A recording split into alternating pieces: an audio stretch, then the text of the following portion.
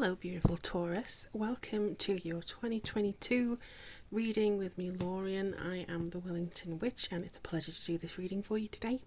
This is for Taurus Sun, Moon and Rising, so you can of course check out any of the other readings as soon as they become available to get your full scope for the year may come, or what may come with the year. So we're going to do 12 cards, one for each month. We're going to use the Everyday Witch Tarot for you. So let's see what's going on. What's coming up for Taurus in 2022? What's coming up for Taurus in 2022? What's coming up for Taurus in 2022? We'll also be using the archetype cards to see what sort of people you may want to attract in 2022 and the sort of people you should avoid. So let's have a look. Whoa, okay. Let's have a look, see what's going on here. There's a lot of cards that just flew out. So, January, we have February, March. I feel like this could be March, April, to be honest, but we'll see. And then we have a bunch that fell out here. So, May, June, July, August, September, October, sorry, where am I? January, February, March, April, May, June, July, August, September, October, November, and December. There we go. And at the bottom of the deck, don't worry if you can't quite see everything, I will be holding it up in a bit for you. I will hold up the cards, but at the bottom you have the Five of Wands. Now that a lot of people go, oh no, Five of Wands, oh no. To me, the Five of Wands is just having so many different ways of thinking about where you go next. A lot of the time for me, this card in particular represents some spirit guides who are all arguing over the best way in doing things and where you're supposed to be led. So I think that you have some decisions to make in 2022, feeling out what is the best way or direction for you to do things. I feel like here, similar to Aries, you do seem to have a year in two halves. You have a year of two halves here. Maybe something to do with the astrology. That's not something that I've looked into in detail just yet.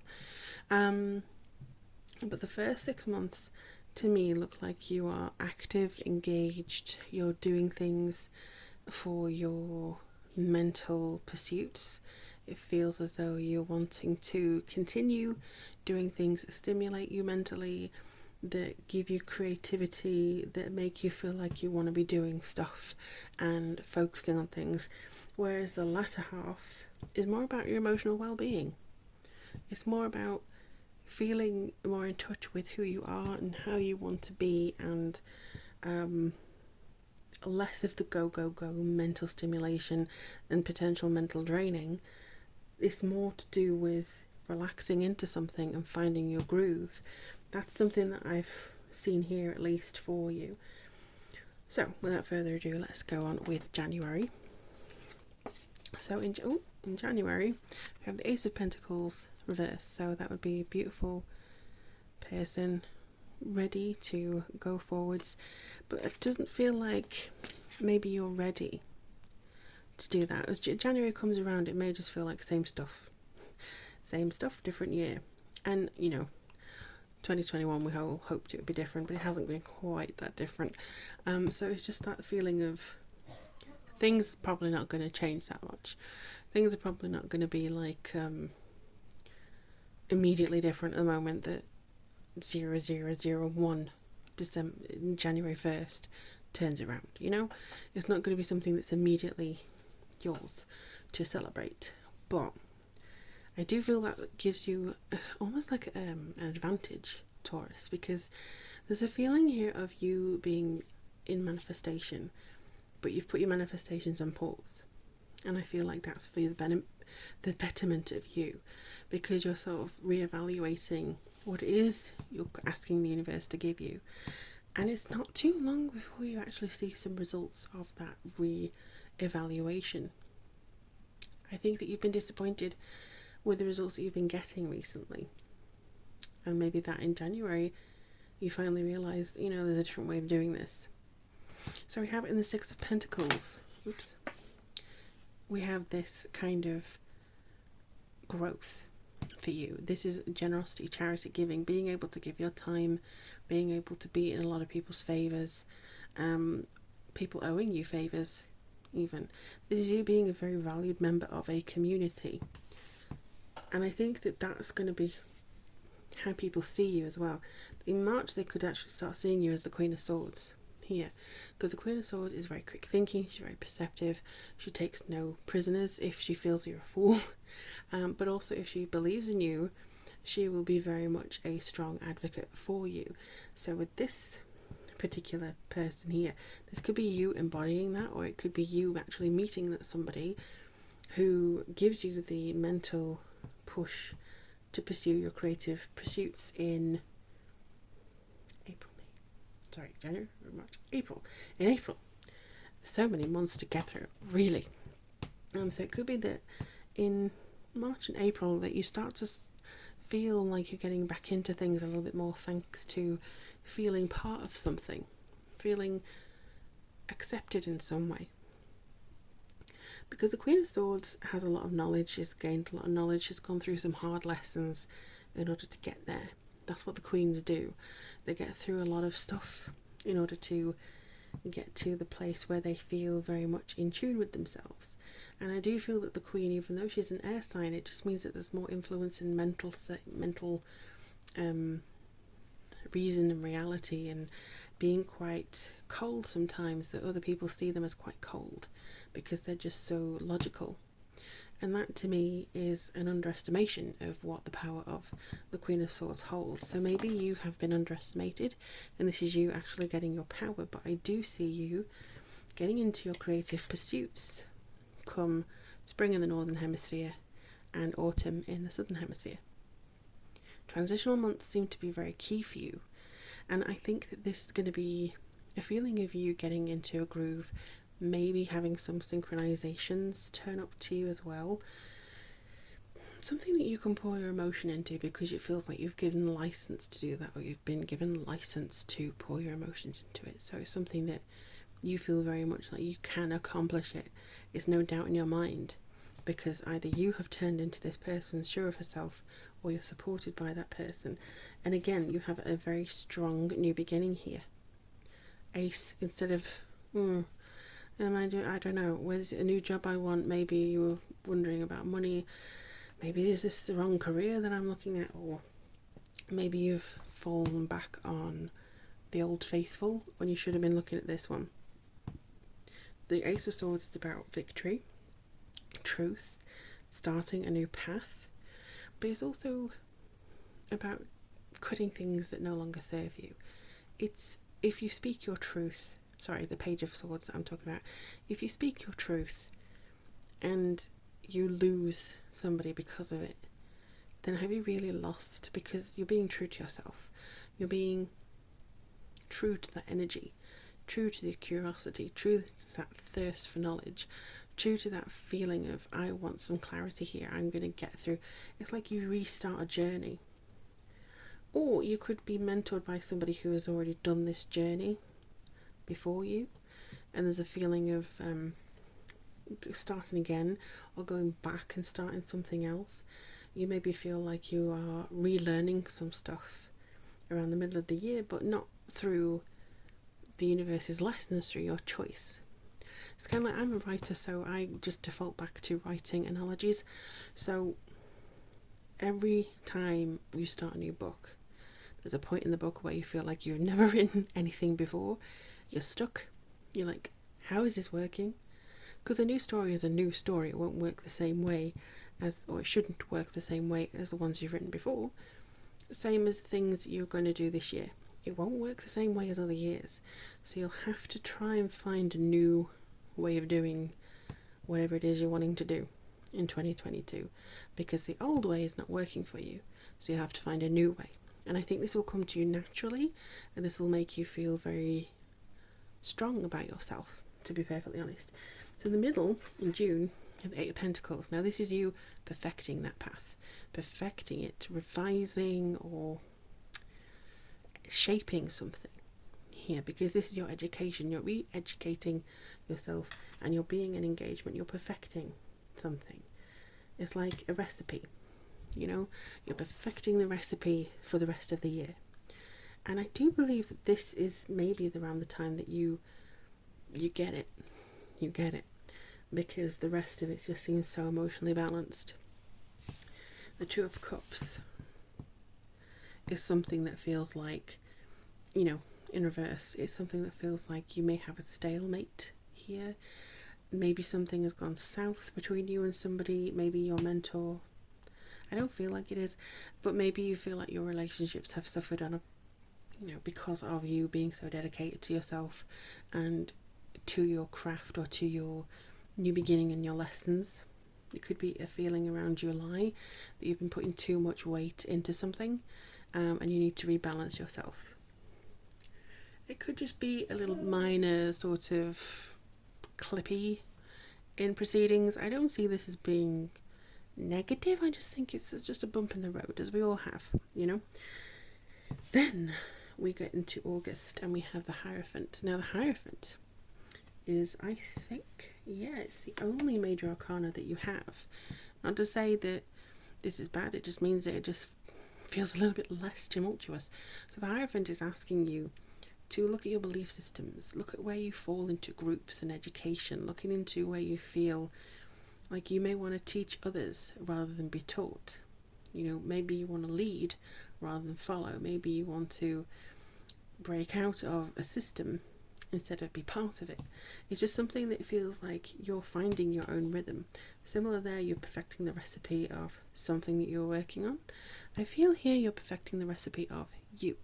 What works for you, how you feel, gauging where you need rest, gauging where you need to be part of something, gauging the people that you speak to who you need to kind of come back from. Because you will have a decision to make. September is the Two of Swords. You will have a choice. Now, it could be that you feel damned if you do, damned if you don't. It could be that, you know, you doubt your previous success. It could be that you doubt, you know, you can't strike gold twice, because obviously she's hit the bullseye there. And you're like, well, I've got to do it again, because who knows? It could also be just having a backup plan, just in case, because you want that duality of, if I go down this road and I lose my way, I've got a red string so I can find my way back and take the other route. It's just that kind of thing that feels like a safety net for you. But I do feel like you're being quite fair and balanced on yourself. You're not rushing. I don't see you, you know, tripping over yourself or anything here, because you have the Queen of Cups. Now she comes around October with a sense of calm, intuition, compassion for yourself. It's something that you feel like you have the time to enjoy. And it feels a lot like you are refilling your well here. There's a piece to this image. You know, there's a restoration. That's what they just asked to me to tell you. It's a restoration. It's the influence on your emotions. It just feels like I'm safe, I'm secure, I'm alright. I mean, it could have been a little bit like you had a wobble earlier in the year and now you feel more secure. And when you have a decision as to where to go next in November, the Page, there's a lot of this that feels like a manifestation of the new enterprise that you wanted at the beginning of the year. You figured out it wasn't really serving you very well, and now here you are. You've got your map ready that you've drawn up for yourself. You're tossing the coin to see, do I go this way, do I go that way, do I go back, or go forwards? Or maybe there's a choice between two different directions on the map. You feel more, I think, contented with your decision because you've had that calmness. You've taken the time, maybe not necessarily a month, but you've taken the time to figure out which direction will benefit you, where you want to go, you know, which will kind of help you more in the longer term. And to be honest, help you more in various different areas of your life. So then we have the Four of Cups. Now this could be the fact that you feel like you've tried so much, so often, all the time, and a moment I feel like there's a little bit of apathy and giving up here, or just like contemplation of, geez, these aren't right, I've tried so many times and they're not right, I can't seem to get the recipe right. But don't give up just yet, because the right one is just coming in. And I feel like maybe this is a lesson that you have learned. There's stability here. There's lessons that you've learned here. The community is here to help you, and I think you're being helped by somebody who is seeing your journey through. There's a little bit of doubt in your mind here, and again, this could be because of this conflict here, like, which way do I go? I don't know. There's so many irons in the fire, I'm not sure. I do think that, and again, what I want to reiterate here is that tarot readings are just indications of the energy now. They're kind of for confirmation. They're not really for instruction. So you could come to, March, meet this person or become this person, and you go, no, actually I'm going to do a different way, which starts this earlier. And then you have a completely different reading for the rest of the year. But as of today, October 22nd, 2021, as of today, this is the way your year is looking. And I do feel that this is something that, you can change. You have the power to change it. And I think this is what you realise. This could also be all of January for you, because Taurians aren't stubborn, one-directional people. Taurians are they're sister signs of Scorpio, so they're very intuitive, and you know yourself better than anybody else. And I feel like you are going to be very strong with your decision making. So this could speed up proceedings quite quickly. But I'm just going to see for you the type of people that you should be attracting, and the type of people who may just be, may just be the best left alone. So,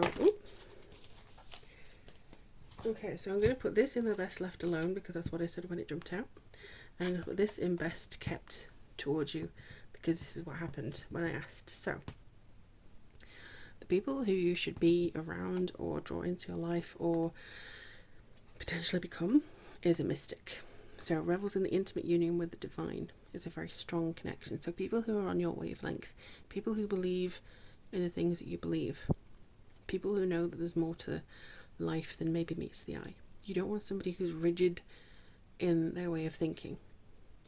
You do have to watch out for, obviously, people who claim to have, miraculous, I heard it from, divine on high, and I am the embodiment of blah blah blah.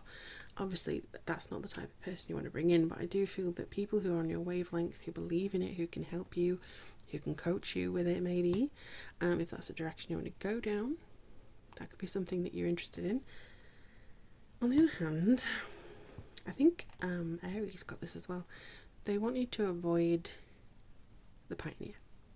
So the compulsive need to keep moving on, going from place to place to place to place, can't sit still. I want this project, I want that project, I want to go on here, I like you, yeah, let's invest some time on it, bored now, bye. That kind of thing. They think they're being pioneering, they're not. They're just being, erratic. They're not, actually affording anything into your life, and I don't think you enjoy that kind of thing. There's a difference between being impulsive and unstable with their decision making.